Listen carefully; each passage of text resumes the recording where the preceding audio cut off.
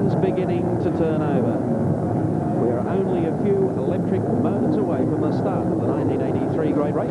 The flag ready to be raised. The start of the Great Race is 10 seconds away.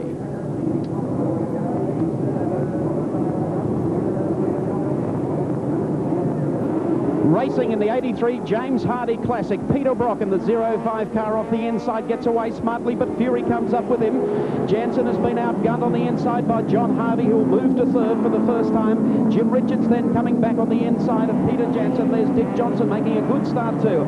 They head up Mountain Straight for the first time, and we have a safe first corner as they head up to GTX Bend. Well, they all got through that first bend safely, and that's worth breathing a deep sigh of relief about. And for the first 163 times up the mountain they go. George Fury holding on to second place, but it's Peter Brock who leads the mountain. In third place, it's his teammate John Harvey, and the BMW of Jim Richards has shouldered his way past Peter Jansen to take up fourth spot. Jansen's back there in fifth. He'll be happy with that place. Dick Johnson going well in the big green Falcon. Brock for the first time up towards the cutting. Right out, brushes the weeds. It won't be the first car to take a few tips of Paspalum off them. There's Johnson now in the green car coming through. Oh, and what a great effort to get that car to the start line. Let's just keep our fingers crossed, hope and pray that he can keep the car going. Robbie Morris in car number 4, sweeping across the top of the mountain. This is an undulating, nightmarish roller coaster ride into McPhillamy Park for the first time, and listen for the crowd cheering as they see Peter Brock in the lead.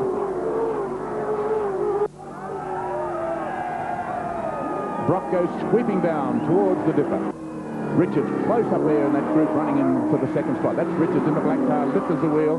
My heavens, he's quick through there. Morris going well. And Brock then will be the first car onto Conrod Straight. Richards, I notice, already trying to look for a way through John Harvey in third and fourth positions, but Brock has got a break on them as he heads down Conrod Straight. The first time by G. Fury did get a remarkable start, but Brock has left him lagging just a fraction now as the big V8 up front puts the horses down on the ground. What a tremendous start. One car, should mention, failed to get away off the line with all the others. That was car 32, Mazda RX-7, Johnny Walker and Gene Cook. And that car retired, pushed behind the pits. A dismal day for those guys. Here we go, into the corner. First lap coming up, and it's Peter Brock in pride of place. Along the pit straight, there's the field. Peter Brock, the 05 Marlboro Commodore, leads lap 1 of the 83 Classic. John Harvey making up the second, and trouble for the Nissan team. George Fury's car is slowing, heading along pit straight, and the rest of the field are going by it on the inside. Here's George Fury, car 15, being passed by Gryson, Warren Cullen and Dick Johnson, the next one back behind him. So trouble's already for the Nissan team as they head up Mountain Straight again. He could scarcely have chosen, if that's the right word, a worse place to have trouble. He'd just gone past the entry to the pit. Now he has to do a whole lap with a car that's going very slowly, maybe doing damage to itself, and George Fury will limp around trying to cover that lap, and he'll lose minutes before he gets back to his pits. 6.172 kilometres is the distance around, and for George Fury, it's going to be the longest 6 kilometres of his life. Alan Grice sweeping through on the way up the mountain. And also problems with the BMW being passed as well.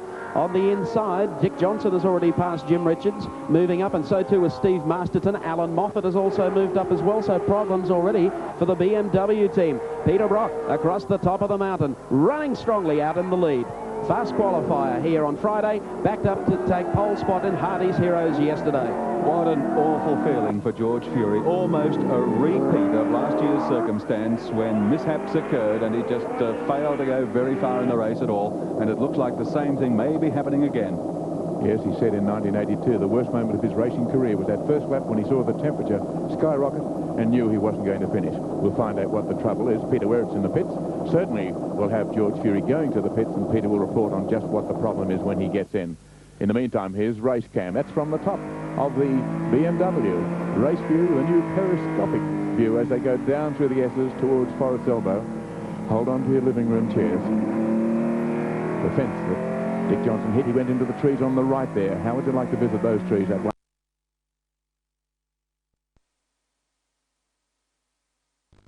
That's what Dick did yesterday. He's in the race, running in 11th place. The big Chevy Camaro, the only American V8 in the race, goes by. The car that Bergman and Tony Longhurst, the young Queenslander, are driving. Race View is working fine, but the BMW, Evan, is in trouble, definitely. It's just not keeping pace now. No, he'll be coming to the pit surely, I would think, because he's being passed by cars that he should be well and truly ahead of.